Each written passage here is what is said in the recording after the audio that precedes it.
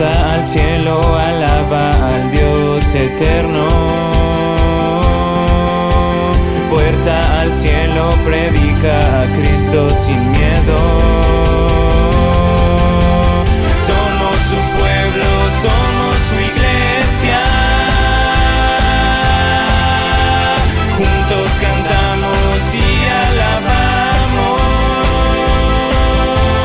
a Jesús.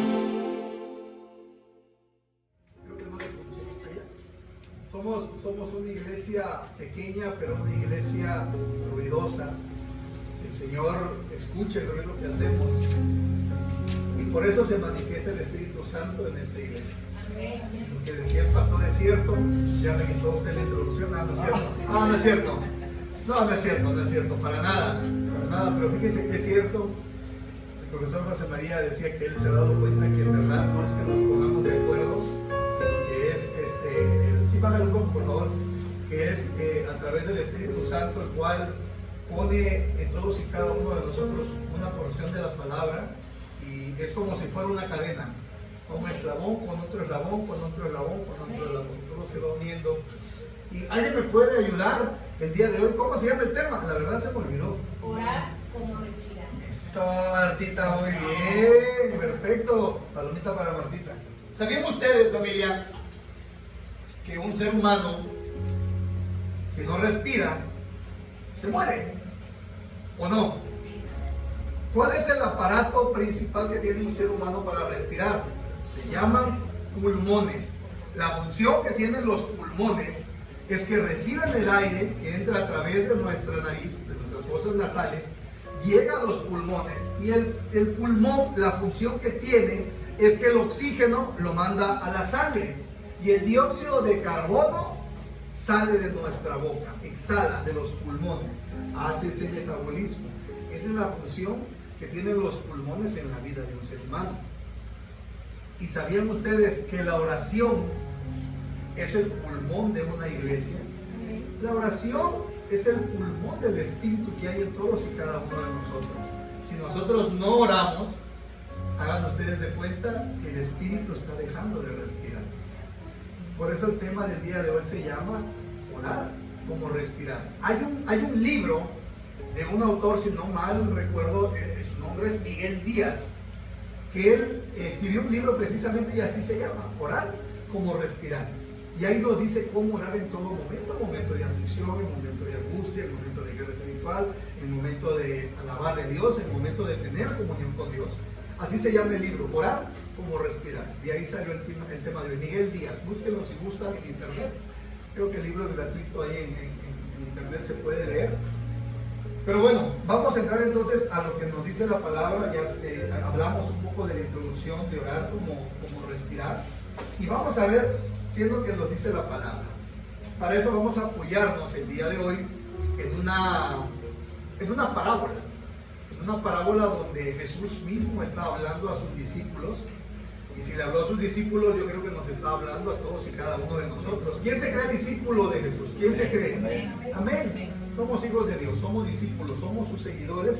Y vamos a ver una parábola el día de hoy. ¿Sí está bien? Vamos a ver una parábola el día de hoy de una viuda.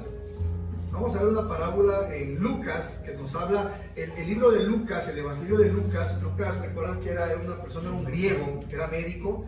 Y en el libro de Lucas es donde vamos a encontrar muchísimas parábolas. Todo lo que él explicaba, lo que Jesús explicaba, es a través de parábolas. Y vamos a ver una parábola. En la Biblia encontramos muchas veces que Jesús cita o menciona a las viudas.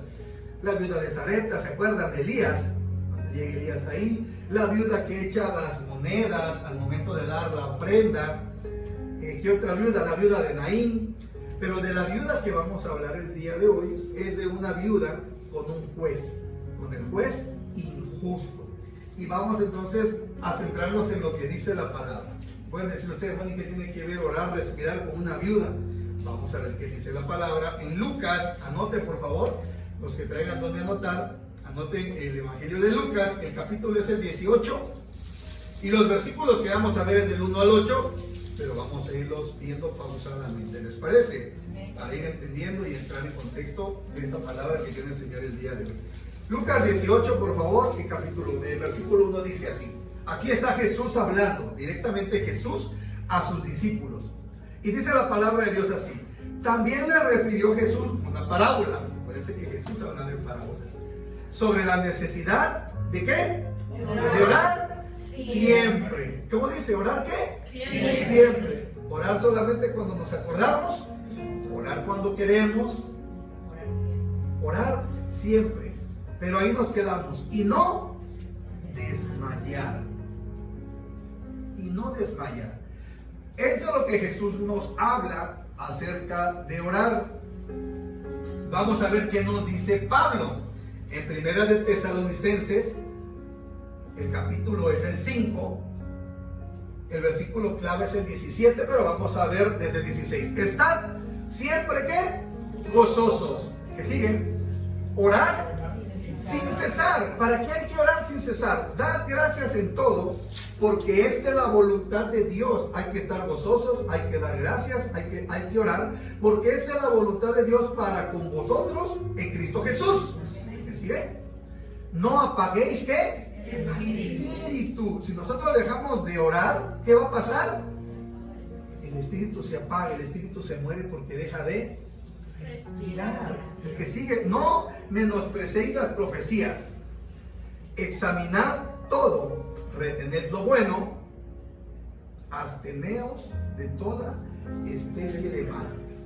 ¿Para qué sirve entonces la oración? Para que el espíritu no se apague, para que conozcamos cuál es la buena voluntad de Dios y para abstenernos de todo lo que es malo. Para eso sirve la oración. Eso nos dice Tesalonicenses. Y si tenemos Efesios 6, 18, ¿de qué nos habla Efesios 6, mujeres? Damos gracias a Dios por la vida de las mujeres, que es este viernes, ¿verdad? Su congreso.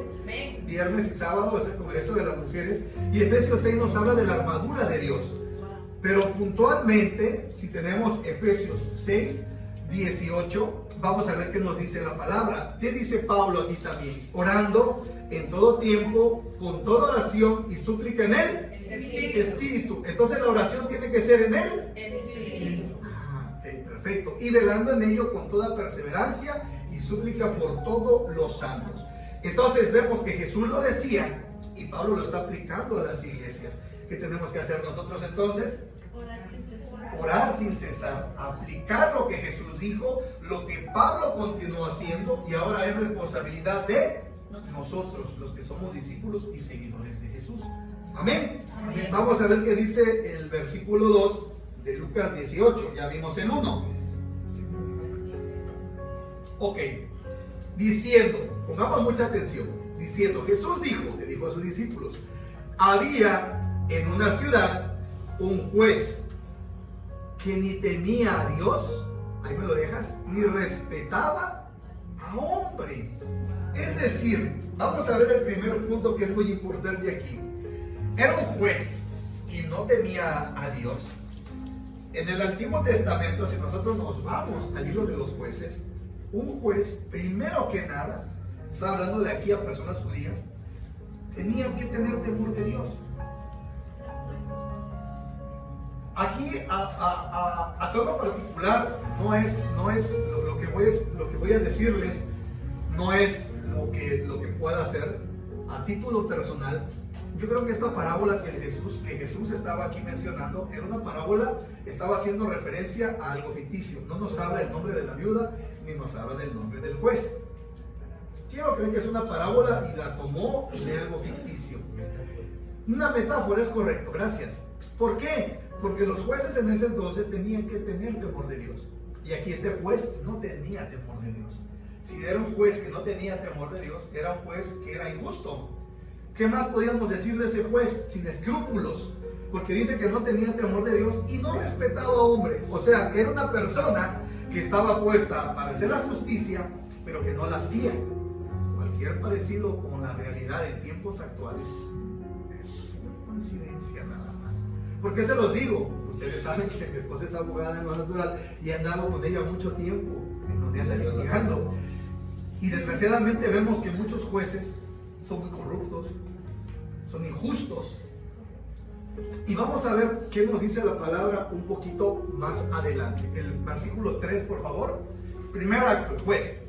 Había también en aquella ciudad donde ese juez injusto gobernaba la ciudad, juzgaba la ciudad, una viuda. Hablamos de una viuda. ¿Y qué hace referencia a la palabra de una viuda? Si nosotros nos vamos a la historia bíblica, en los tiempos cuando anduvo Jesús y mucho antes, una viuda, como decía la primera alabanza, era una persona olvidada. Era una persona que no tenía cabida en la sociedad.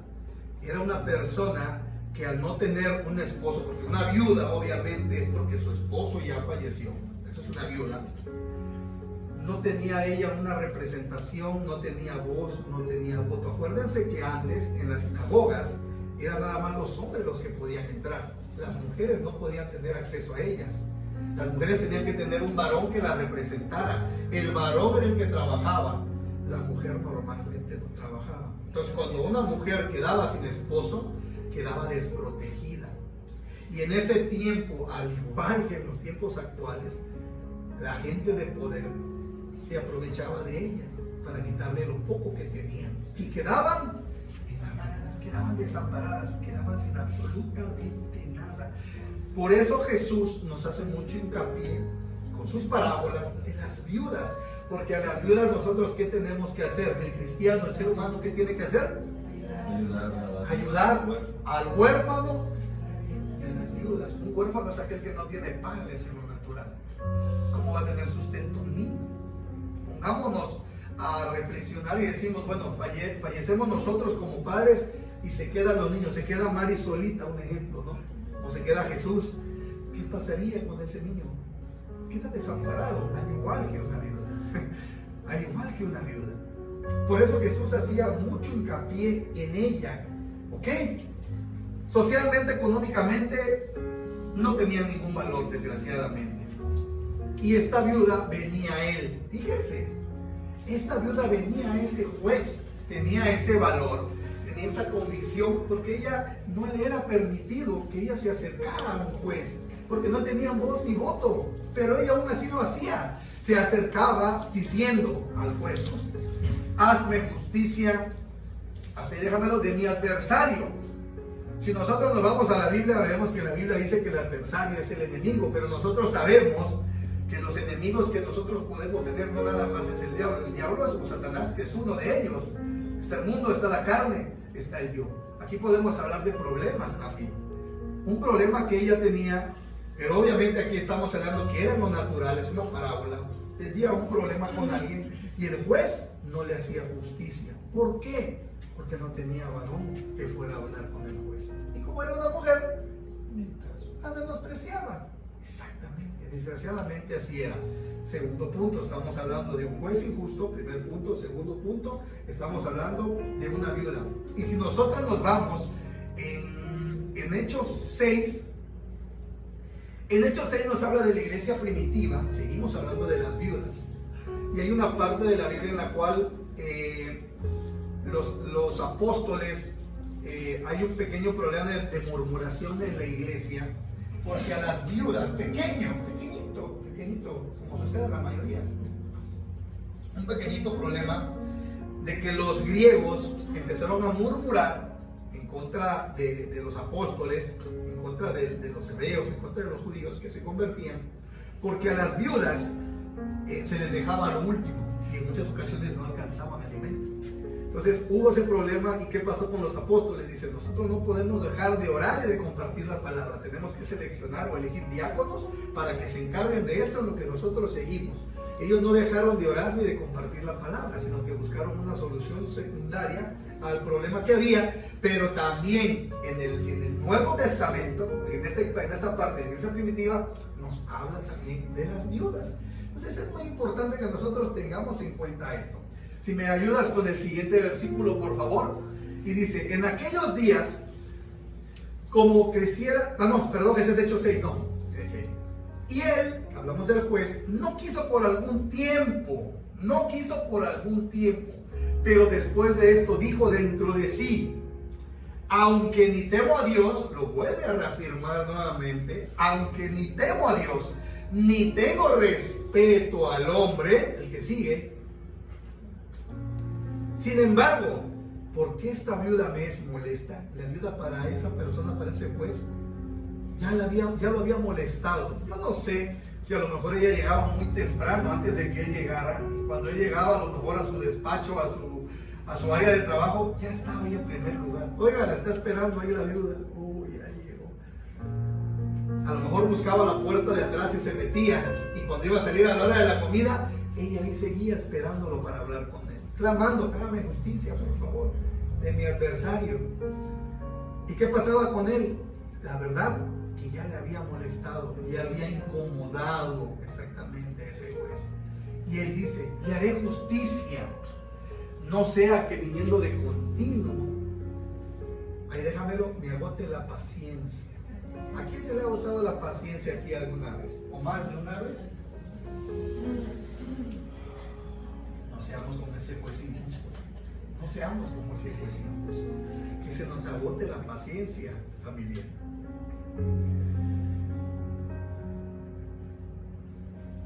Fíjense, más adelante vamos a ver en el siguiente versículo cómo Jesús les hace hincapié en que estamos hablando en este caso de un juez injusto. Y a pesar de que es un juez injusto, hizo justicia a una persona que estuvo perseverando. Siendo injusto, hizo justicia en algún momento. Probablemente fue movido su corazón, probablemente su corazón estaba endurecido, y como dice ahí, se cansó completamente. Ya llegó a hacer esa piedra en el zapato que dijo: me quito el zapato, saco la piedra, me vuelvo a acomodar mi zapato y me quito el problema. Que yo creo que es lo que él hizo. El que sigue, por favor. Y dijo el Señor, vuelve nuevamente, y dijo Jesús: oíd lo que dijo el juez injusto. Pongan atención a lo que él dijo: le haré justicia. El que sigue, por favor. ¿Y acaso Dios no hará justicia a sus escogidos? Pero ¿qué hay que hacer? Que claman a él día y noche. Si el juez, siendo injusto, hizo justicia con esa viuda, ¿ustedes creen que Dios no va a hacer justicia para nosotros si le clamamos? Amén, amén. La palabra lo dice. Pero, y dice ahí, ¿se tardará en responderles? El que sigue, por favor. Os digo que pronto les hará justicia. Hace la pregunta y él mismo contesta. Les digo, familia, les digo, Puerta al Cielo, te digo, Martita, te digo, Rosario, te digo, Florinda, te digo, Betty, te digo a todas. Gina, Guille, Pastora, todos. Pero cuando venga el Hijo del Hombre, hallará. Pero cuando venga el Hijo del Hombre, hallará fe en la tierra. Yo no entendía, la verdad, al principio qué quería decir esto cuando lo leí. Pero el Señor revela. El juez injusto hizo justicia. Y pregunta, bueno, ¿Dios acaso, que es un Dios justo, no va a hacer justicia con nosotros? Sí la va a hacer, pero nosotros tenemos que clamar a Él de día y de noche. Por eso la palabra se llama la oración constante. A eso se refiere. Que Él obviamente va a hacer justicia con nosotros, de que nosotros lo que pidamos, pero lo que nosotros tenemos que hacer es clamar de día y de noche, como decía en Tesalonicenses, como decía en Efesios. Orar sin cesar, pero algo muy importante, familia. Voy a dar mi testimonio. Estudiando este tema el día de ayer, el Señor trajo revelación y yo estaba muy contento. No es para vanagloria, me levanto muy temprano normalmente, me gusta leer la Biblia muy de mañana, apartado, cuando mi familia está descansando, porque es un momento de paz y de tranquilidad. Dice la palabra que nosotros lo que tenemos que hacer es encerrarnos en nuestro cuarto, en nuestra intimidad, y hablar con Él. En ese momento puedo hablar con Él y Él revela. Y yo estaba muy contento porque me había sido revelada esta palabra. El Espíritu me habló a mi espíritu y entendía yo la palabra porque no la podía yo entender como se las está explicando el Espíritu hoy. Y estaba yo muy contento, afuera y abajo, en el patio. cuando de repente escucho que mi esposa me marca el celular, por X motivo estaba en silencio y escuché que vibró adentro, me metí a la cocina y me dice que suba porque la niña, porque Amari está viviendo en temperatura. Nosotros creemos que cuando leemos la palabra, cuando estudiamos la palabra, cuando escuchas la voz de Dios, tú dices, no todo va a ser color de rosa.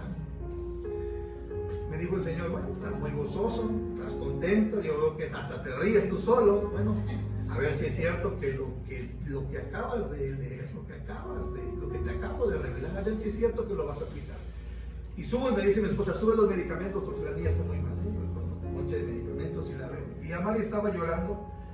Amari es muy fuerte, pero estaba llorando a los gritos y se agarraba la cabeza, que le dolía la cabeza hirviendo en temperatura.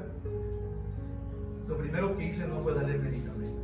Lo primero que hice fue decir a mi esposa, tranquila, ven, la senté en la cama, agarramos a la niña, vamos a orar. Vamos a orar por ella. Es la mejor herramienta que el Señor nos ha dejado. Pero hay que orar con fe. Por eso dice, hallará fe en la tierra. Si no oramos con fe, muchas veces el Señor no va a contestar nuestras oraciones. Y nosotros lo que hicimos fue agarré la mano a mi esposa, agarré a mi hija y lo primero que le dije, Amari, ¿tú crees en Dios, hija? ¿Crees en Papá Dios? Sí, sí creo. ¿Y tú crees que Él tiene el poder para sanarte, para curarte? Sí, papá, sí creo. Entonces vamos a orar y Él lo va a hacer. No es que probablemente, no, Él lo va a hacer si tú lo crees. Y si nosotros lo creemos y nos pusimos a hacer oración en ese momento. Y Amari se desvanece en ese momento y se queda dormida. No hubo en ningún momento en mi corazón, se los digo sinceramente, no hubo temor, no hubo angustia, no hubo miedo. No les voy a mentir, no me gusta ver a mi hija llorar de esa manera. Yo he sufrido de dolores de cabeza tenía, ya gracias a Dios no, por sinusitis, unos dolores horribles que quieres. A mi esposo en una ocasión, con tanto dolor que tenía, yo veía cómo ella agarraba y se golpeaba con la cabeza en la pared por el dolor, y yo veía que Amari se agarraba y gritaba, pegaba de gritos. Le dolía, sinceramente, ella es muy fuerte, pero sí le dolía. No me gustó verla así, pero lo que hice fue lo que la palabra dice. Hay que ser oidores, pero hay que meditar en la palabra y hay que orar en ella. Y lo que hice fue en ese momento orar, y gracias a Dios Amari se calmó y se quedó dormida. Y dije, gracias Dios mío, es una prueba que el Señor puso en el momento. A ver si es cierto que estaba yo contenta, entendía la palabra. A ver, con que sí, con que te quedes con manera y muy acá. Órale pues, ahí te va, a ver qué vas a hacer. Orar sin cesar en todo momento, pero orar con fe, y el Señor va a responder. Y si Él no responde en ese momento, tenemos que seguir orando. Y tenemos que seguir orando en todo momento, como lo hacía esa viuda. Y en un momento que a lo mejor, como esa viuda, cansemos a Dios. Y diga Dios, ¿dónde te va? Si es lo que quieres, bueno, ahí está. Órale, acuérdense que yo les hablé. Estamos hablando de orar para conocer la voluntad de Dios. Y la voluntad de Dios es buena, agradable y perfecta. Pero acuérdense que ya les di una enseñanza de las voluntades de Dios. Que hay una voluntad preceptiva, que es la que son preceptos. Hay una voluntad permisiva, que Él permite si tú lo quieres hacer, se libre albedrío. Y hay una voluntad que se llama decretiva, que es la que está en sus decretos. Y es lo que va a pasar si nosotros hacemos y obedecemos lo que es su palabra. Pero aquí yo les hablo de orar sin cesar, pero orar con fe, para conocer cuál es la buena voluntad de Dios. Y la oración fue, yo sé que tú tienes el poder, yo sé que tú quieres lo mejor para tus hijos. ¿Ustedes creen que Dios quiere que sus hijos estén enfermos? ¿Ustedes creen que Dios quiere que nosotros padezcamos? No, no lo quiere. Y para eso nos dejó la palabra, para que nosotros meditemos, oigamos, meditemos y oremos a Él, tengamos esa comunión con Él. Y así como esa viuda, no dejemos de insistir en algo. Todo va a llegar a su tiempo, decía la palabra ahí. Os digo que pronto les hará justicia. Si el juez, que es injusto, hizo justicia, Dios cree que no va a hacer justicia con todos y cada uno de nosotros. Sí lo va a hacer en su tiempo. Él lo va a hacer. Y así como lo hizo ese día, yo estoy seguro de que el Señor lo va a hacer otra vez, y lo va a hacer otra vez, y lo va a hacer otra vez. Él lo va a hacer otra vez. Cada día que nosotros nos acerquemos confiadamente al trono de la gracia, Él lo hará otra vez. Y lo va a hacer otra vez, y lo va a hacer otra vez. Mientras nosotros nos mantengamos siempre orando, en todo momento, pero con fe. Insistamos en las cosas, estoy hablándoles espirituales, para que nuestro espíritu siga vivo, no desmaye, como decía la palabra al principio. Yo en esta mañana, a través del Espíritu, yo les exhorto, les invito a que no dejemos de orar en todo momento, sea cual sea la situación que nosotros tengamos, un proyecto de trabajo, en el negocio, un problema en la familia, al levantarnos, al dar gracias a Dios por los alimentos, oremos, al dar gracias a Dios porque tenemos trabajo, porque tenemos una familia, porque tenemos una casa. Dar gracias en todo, y aún en medio de la prueba, estemos gozosos, orando con fe, y créanme, yo les aseguro que el Señor lo va a volver a hacer otra vez y las veces que sea necesario. Todo aquel que crea en la palabra que el Señor acaba de traer, póngase de pie y hable con Él. Ore en este momento con Él. Ore y escuchemos la alabanza y alabémosle al Señor como se lo merece. Amén.